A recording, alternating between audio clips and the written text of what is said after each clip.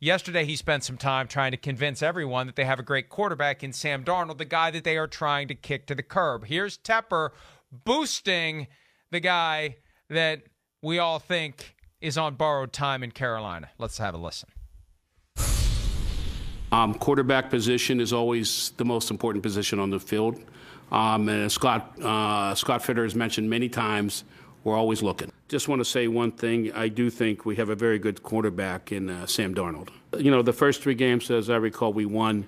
We had this running back that has some talent that got injured that might have affected some different momentum that we had. I think his name is Christian McCaffrey. And then, as you saw the 4th game, the Dallas game, Sam was still there. And then we had a center that got injured. So there was a lot of different things on the team, and then Sam himself got injured. So there was a lot of different things that happened last year that hopefully will not repeat this year that do give me some hope. The other things, as you're aware, we have made changes. And again, I'd rather Scott deal with this than me, but we have made some changes during free agency on the offensive line that we think will lead to improvement there. And, of course, we do have the draft coming up.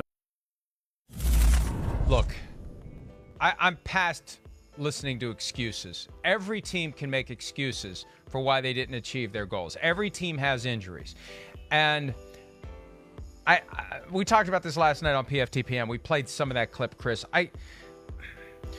The best teams overcome the injury to Christian McCaffrey. The best teams overcome the injury to the center. The best teams overcome whatever adversity comes their way. That's part of it. You're always going to have something. It's never going to line up perfectly where you have 17 games where you have your best players, your best game plan, your best everything, no bad calls, no bad breaks, no bad weather, no unforeseen developments. You have to be able to fight through those and still have a winning culture. And that's the Patriot way, as you well know.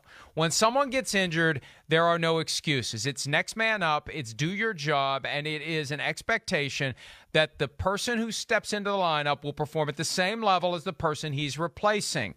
When you start belly aching about injuries, you're making excuses, and what you're doing is you're giving cover in advance to the folks who are going to get pressed into service this year when there's an injury. Because when there's an injury, well, we thought things weren't going to happen this way again, but they did. And, oh, well, maybe next year.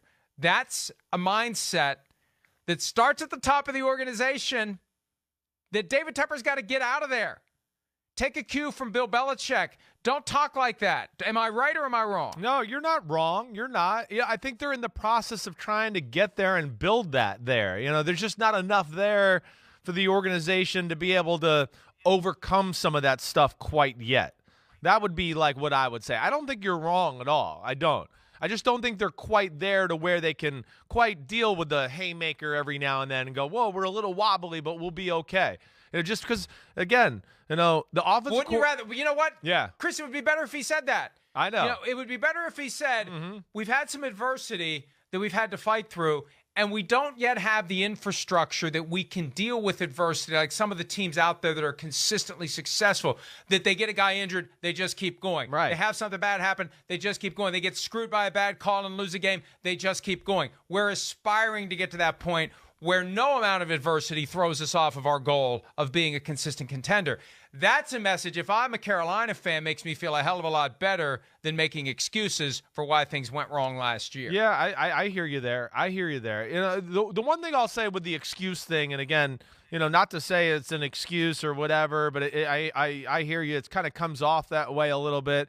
The one thing I like that he said there is it, to me at least, it's like logical. Sometimes there's the owners that are like, well, you should have won anyways. Who the hell cares? I don't care if you're on your 7th offensive lineman at left tackle. Screw that. That's why I pay you to get it done. So I guess what I like to see is that he was at least a little logical. Yeah, they had an offensive coordinator where they blew it. They took a guy that was hot off the college. Woo, yeah, he won a national championship with Joe Burrow. Yeah, it's college football. You can win a college football when you have the most talented team and have 20 plays in your playbook. You can. It's the NFL. You can have the most talented team. You better have 120 plays in your playbook just for first and second down. So that's where it's a different animal. So they got burned by that. They got burned by the quarterback. McCaffrey did get hurt. They got horrible left tackle play, and then you heard the center get hurt too. So there was some real tangible issues, and yes, they're not able to overcome that yet for the reasons you stated. Matt Rule's still getting used to it. They're still building a culture and depth on their football team.